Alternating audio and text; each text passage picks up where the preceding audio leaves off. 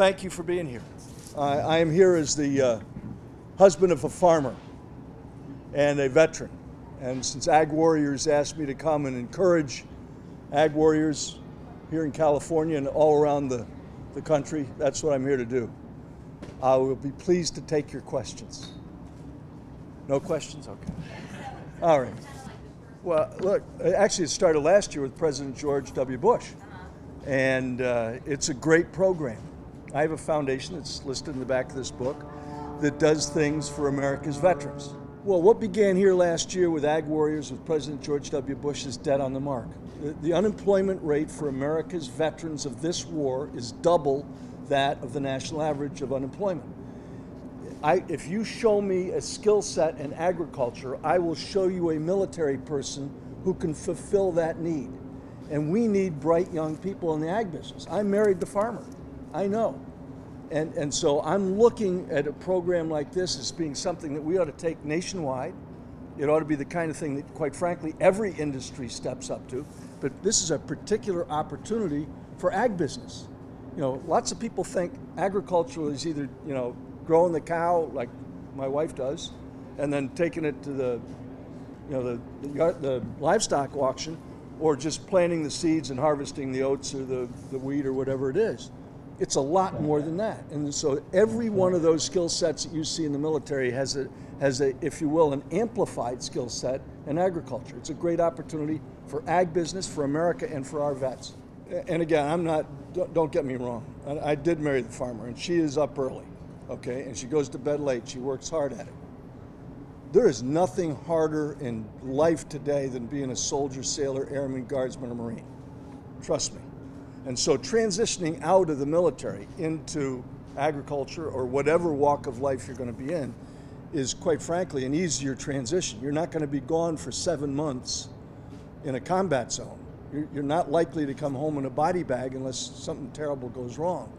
You're not likely to end up losing your limbs, as 37,000 have in this war, and would have died in almost any other war. So it's hard to make a transition, but it's not going from the frying pan into the fire. The difficulty is that the unemployment rate is driven up by, quite frankly, my colleagues and yours in the media. I mean, think about it. Every time we have a bad news story, some criminal goes off and does something nuts, the first thing our colleagues do is look for military service in their background. And so you find the former soldier, former sailor, former Marine goes out and commits a crime. I mean, how about high school dropout? How about guy who got drunk on weekends?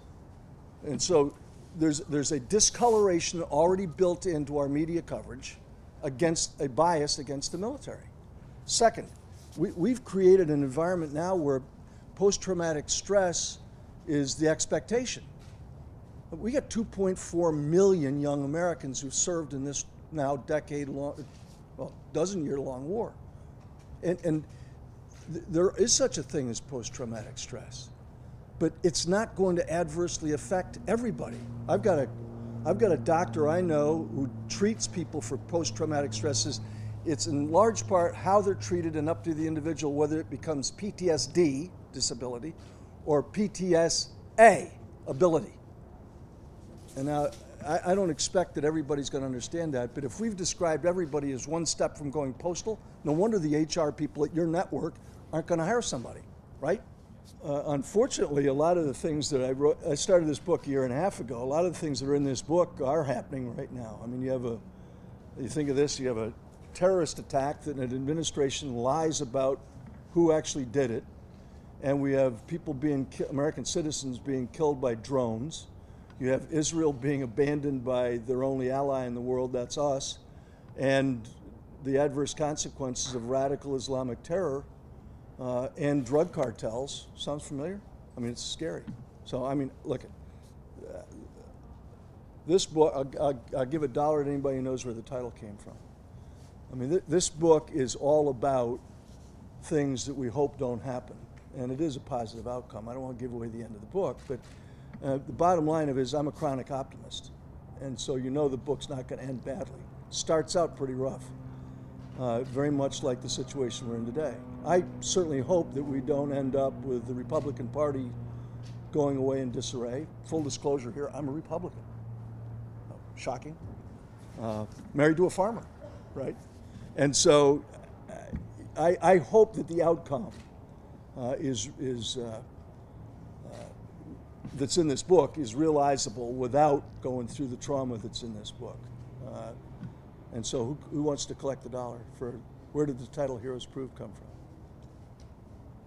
I'm guessing it's your military service. It's from military service. Okay, you ready? I'm just Can I gonna. not get a dollar? No, it's not. It's 'cause it's not the right answer. Okay, you ready? What is this? What is this song? Who wrote this song?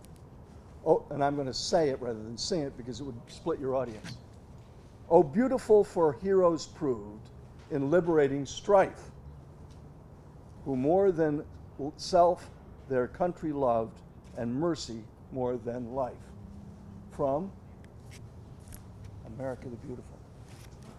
Da, da, da, da. What an appropriate book for an agricultural convention. And that has more than 90 countries at it, right? Yeah.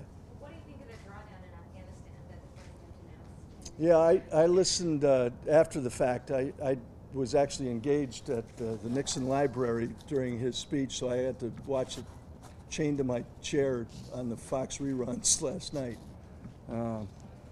Look, I'm deeply concerned that there's been an enormous sacrifice and blood and treasure that's gone into helping Afghanistan not fall under the sway of the Taliban again or become vulnerable to either of its neighbors on either side.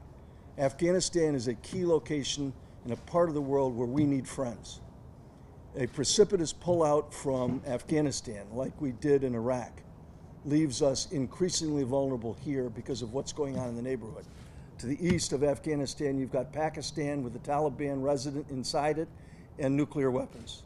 To the west of it, you've got Iran with radical Shiite, if you will, a radical Shiite hagiocracy, not a theocracy, governing a country that's got every intention of getting and using nuclear weapons. That's a scary scenario. It's in the book, but it's more than that. It's happening today. Those who think that simple sanctions and diplomacy will work, I offer as evidence to the contrary North Korea, which of course just detonated another nuclear weapon. There have been sanctions on North Korea for 40 years. You talk about agriculture. In North Korea, grass is a vegetable. Okay, people eat grass because they have nothing else they can eat except the food that we ship them for free.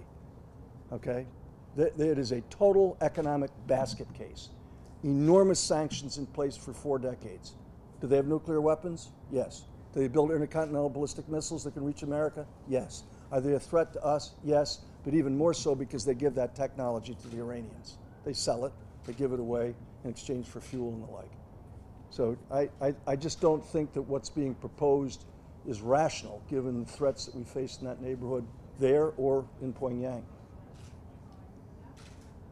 You guys are easy. Any word of advice for the veterans that are here that are doing kind of like a work study internship? Sure. Maybe give, some Yeah. of the things that you would tell the people here who really do want a job and are really Well, working in the industry. but I don't need to give a message to veterans. They're veterans and I'm a veteran.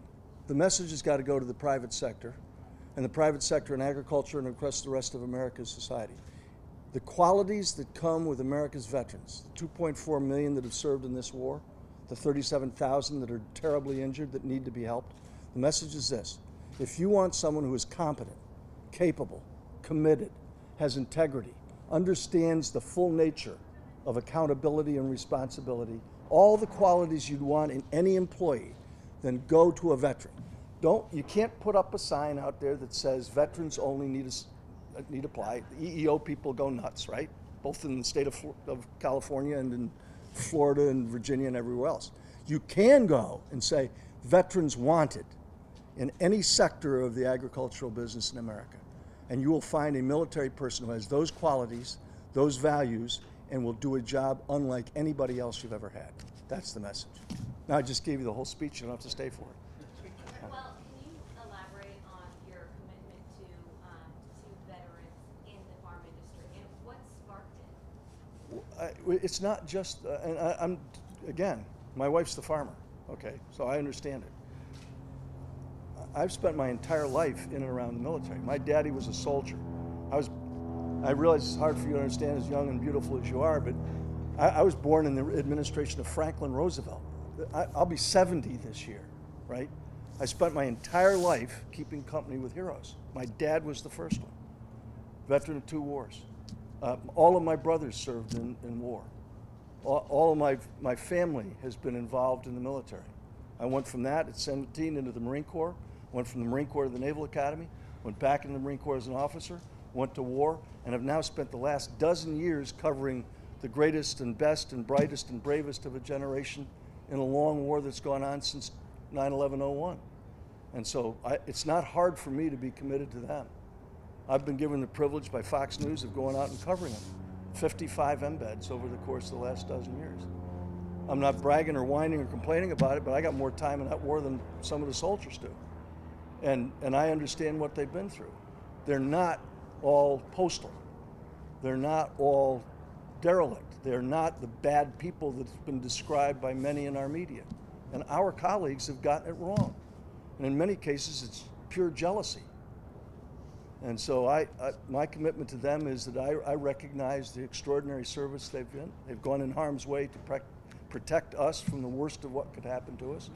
And they deserve better. They're not looking for a handout. You know, the government programs are great for people who desperately need them, but they would be much better off, and business would be much better off if they gave them an opportunity to work in the private sector, along the lines of what we talked about earlier. I'll stop banging on the table because it's hard on the mics. I can see the cameraman go. What else? In recent years, with an election and everything, we've had politicians come out and try to emulate President Reagan over and over from different people. You knew the man. When you hear that, what is your reaction? You want to try to emulate him, and then you see what's really happening in our society. Well, I'll tell you, we all miss him. Now look, you know, I am a committed conservative Republican. I recognize that there's never going to be another Ronald Reagan. I'm going to quote Ronald Reagan tonight in my remarks, in part because of my admiration for him and in part because it's an encouragement to others. He had a perspective on who we are as a people that unfortunately is not shared, certainly by the current administration.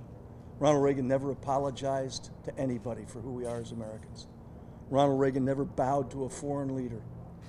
Ronald Reagan didn't ask some potentate in some other country to give him a little bit more flexibility and a little more time. Ronald Reagan came committed to rebuild America's defenses from an administration that preceded him that had gutted America's military. That's happening again.